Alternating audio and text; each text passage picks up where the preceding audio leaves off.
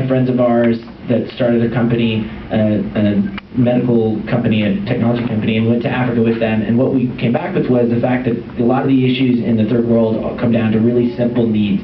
Extreme poverty comes down to shoes, water, medicine. A lot of young women, especially, that are affected by HIV. And so we started doing these 1 mile barefoot walks on the last album about 4 years ago. The idea is if you take your shoes off, you connect with poverty in a way that is really very real. So we've now, since 2007, had enough people walk with us to circle the globe more than 2 times. I mean, there's been people that have joined us on our walks. We give $1 every time anybody shows up at a walk, and then we encourage people to give more. We start by sort of sponsoring that first $1 and saying, hey, this is our commitment to our cause. And then we want you to do something instead of just pulling out your checkbook. Exactly. Because we feel like action speaks louder than words, speaks louder than $1, although $1 goes a long way. What we're trying to do is inspire people to do something that would otherwise freak them out, because you have no idea how many times when you say, all right guys, we're going to do a 1 mile walk, and they're like, okay, and we're like, take your shoes off. They're like, no thanks, peace out, see ya. Or most time people look at you like you're absolutely insane and say things like, I mean, you guys just like glass and needles on the street, and I'm like, wait a second, what city do you live in? There's needles everywhere. Exactly. Okay, well, I want to move.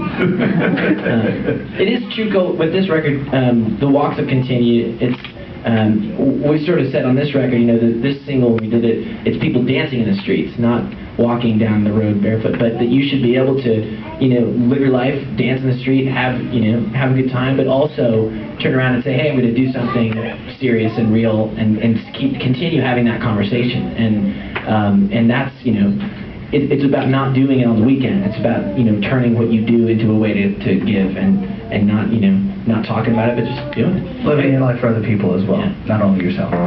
That's cool that you guys actually get back and get involved. Now, you've pretty much grown up in front of your fans. How many people have followed Hanson for 14 years here?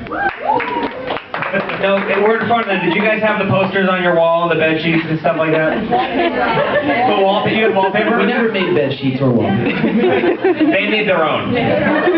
So now, what's that like to literally grow up in front of, Makes me feel naked, actually. When you say that. It's weird. I don't want them to be naked.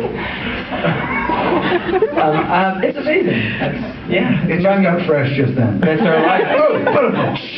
It's hard to know what it would be like not to live that way, in the sense that that's been our life. But it's always been with the purpose of making music. So that's what we have to do. You put yourself out in front of people, and that gives you the opportunity to be a band. Then you gotta do it. The best part of it is most of the time when you're doing these kind of things, I mean, it's in scenarios like this where we're, talking about our music or doing things along those lines, meeting people, and music has a really profound effect on us as fans and as listeners, as well as, wow. Like the award show, wrap it up?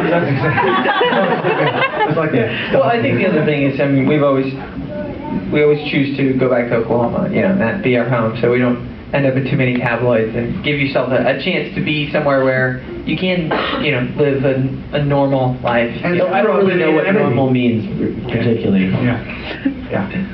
Well, because you haven't done like other child stars. Like you've avoided train wreckery. You think it's because of Oklahoma? That's why? Well, I think we've done a better job hiding it, mostly. And then there are no paparazzi in Oklahoma. Thank God, right? I hate the word. Can we not use that word? Aggressive photographers. Yeah. Well, because these days everybody's a paparazzi with his phones. Well, you guys are on YouTube already. Look at that. Well, I think in the end, the whole thing with quote unquote child stars, people succeeding young. I think a lot of times it's not necessarily led by them. A lot of times that's where, and then they wake up 4 or 5 years into fame and go, wow, what am I going to do? Because that wasn't me. But in our case, we were writing the songs, producing the songs, and it was never like, hey, let's get famous young and cash out. It was, we got really lucky that our first record succeeded. So I think we always the actor who played Ron in Harry Potter, he's like, yeah, I think I'm going to try this acting thing. I'm like, you've been doing it for how many years? This is crazy. We're Let's go into that voice sometime. We're enjoying it, and we always, this is always what we wanted to be doing. So, cool. You guys are great at it. Want to do another song? Sure.